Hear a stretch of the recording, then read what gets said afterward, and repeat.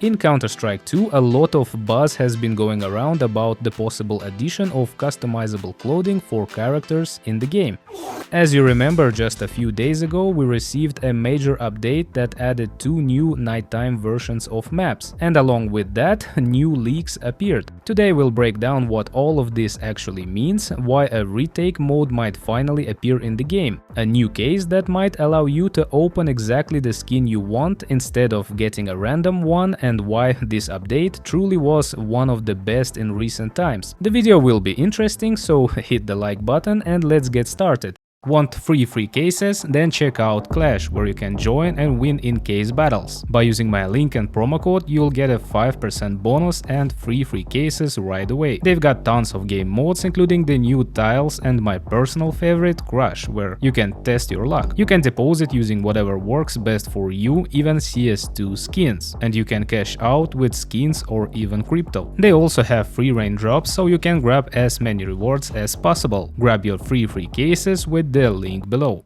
So the main hype started to rise mostly because of the new leaks related to clothing in the game. Thor reported on this, saying that new strings appeared in the game mentioning clothing items such as gloves, glasses, hats, torso gear, and much more. But in order not to stir up too much noise, Gabe, for example, explained what's actually going on here. The story of customizable clothing in Counter-Strike stretches back a long way, all the way to before CSGO was even released. Back then, we received concept art made by developers of what customizable clothing in the game could look like, and it turns out that with this latest big update, those strings really did show up again, but the truth is that they're not actually new at all. It turns out those very same strings under the name wearable items were unreleased cosmetic items that first appeared in the game's files back in 2016, around the time of Operation Wildfire, when taunts, danger zone and many other features appeared. These lines are almost 10 years old and they resurfaced in the latest update because of a compiler error. Gabe mentioned that the developers once experimented with clothing skins after the release of CS2, but it looks like for now they've temporarily abandoned that idea, and honestly I really hope it never comes to the game. Of course we do want more content, but I doubt anything good would come out of this. Many players complained that Counter-Strike would then start to look like a typical Chinese game, but here's something else interesting. Along with this big update, mentions of a retake mode also showed up, something we've seen and heard references to before, so maybe these leaks will actually lead us to finally getting a retake mode at some point. What's more, as far as I know, configs for this mode have already been sitting in the game files for quite a while, and honestly, if Valve wanted to, it wouldn't be hard at all for them to implement such a mode. This update brought a lot of leaks. For example, Aqua reported on a new case called Volatility, and it looks like this might be a case where instead of rolling for a random item, you'll be able to buy a specific item directly from it. Similar to how rentals work, but apparently this one would be a permanent purchase. And of course, there's suspicion that if a Valve actually makes something like this, it will be a case where you get the skin but most likely won't be able to do anything with it. You won't be able to sell it or trade it with another player. Alongside that, some strange references appeared to a possible connection with something called Arms Dealer, whatever that's supposed to mean. But obviously Arms Deal was a very big and old Counter-Strike update, the one where skins were first added to the game. And honestly, it's not clear what it could mean now. Thor, for example, also reported on a new avatar that appeared in the game with this major update, which actually depicts a character from the Arms Deal update, literally from the poster of that update, and to me this seems like the same situation as with the clothing customization strings. Maybe it just accidentally got into the game, or maybe it's been sitting there for years and only surfaced now. Admitted, these leaks are actually pretty interesting. But now let's move on to the gameplay related stuff. A lot of people noticed that with this major update, FPS in the game improved. We talked about this in the last video reviewing the update. If you haven't seen that, check it out. The developers literally said, we've improved rendering and FPS should get better. And surprisingly, it turned out to be true. Most players, judging from reviews, really did notice an FPS increase, in some cases even exceeding 10%. According to benchmarks, for example, the 1%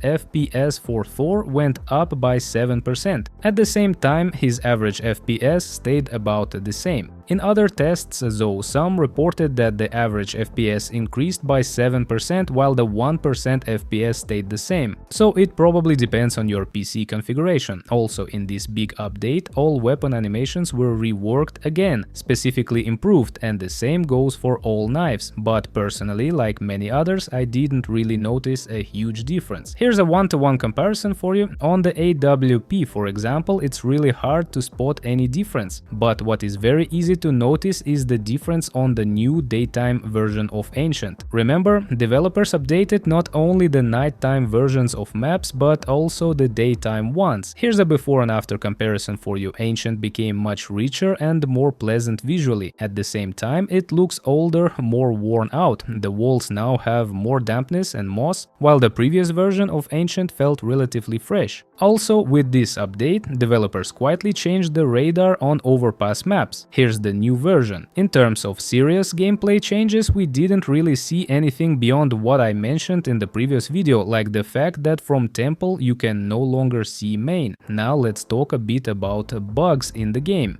Personally, after this update, I ran into an issue where trying to disconnect from the server would crash the game, at least for me. And the funny thing is, as soon as I decided to record it on video to show you, the disconnect worked perfectly fine and I went back to the main menu. But for the most part, I ran into it when trying to leave the server via the escape menu. Out of the last 10 attempts to disconnect, only one worked. In all the others, the game just crashed to the desktop. There's also a pretty strange bug with smokes, which I think may have existed before the update, since I feel like I've seen it before. To put it simply, if there's just one smoke in the same place, molotovs nearby will burn normally as long as you don't throw them inside it. But if you place another smoke behind the first one, even if it's not close to the molotovs, then the molotov won't burn near the smoke anymore, even though it worked fine before. And it really does seem to be a bug. In this big update, as you know, the developers restricted the FPS max command when you're on a server, which prevents you from using a bunny hop exploit.